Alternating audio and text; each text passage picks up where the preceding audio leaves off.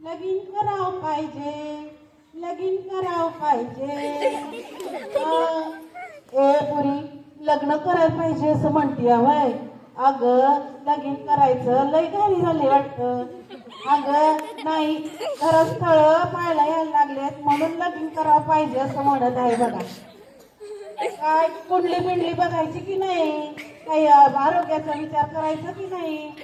हा तुम्ही समजा मोठ्या माणसांनी करायला पाहिजे ना. मी आता लगीन करणार. अगं पोरी, तुझ्या बापाला सांग की सिकल सेल आजाराचा आता मोहीम सुरू आहे. या मोहिमेंतर्गत आजाराचा आपल्याला निदान करायला पाहिजे लग्नाआधी. कुंडली पहा नाही पहा काही फरक पडत नाही. सिकल सेल आजार त्याची निदान करणं फार महत्वाचं आहे बरं का.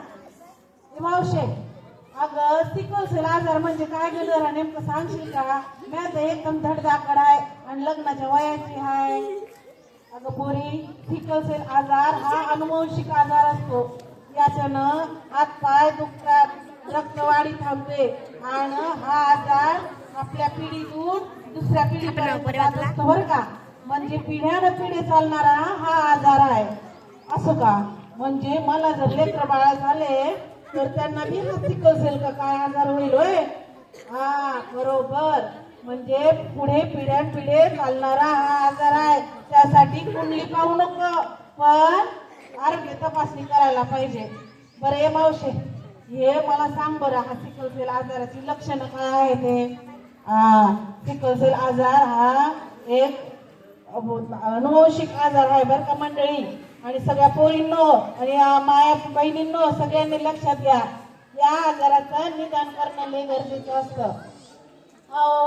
रक्त वाढीसाठी या ज्या आपल्या रक्ताच्या पेशी असतात त्या विळ्यासारख्या होतात आणि त्या विळ्यासारख्या झाल्यामुळे आपले हातपाय ठणकतात, रक्त वाढत नाही आणि आपलं कायमस्वरूपी आजार लागत असतो.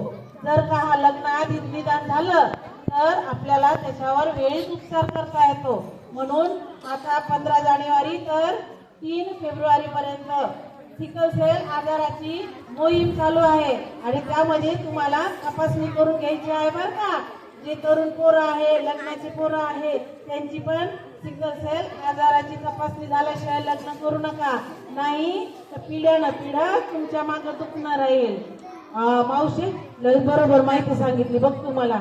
मी आता पहिलं लगीन करायची तयारी नाही करणार, सिकल सेल आजाराची तपासणी करून घेणार. म्हणजे माझ्या पुढे येणाऱ्या लेकरा बाळांना सिकल सेल आजार होणार नाही.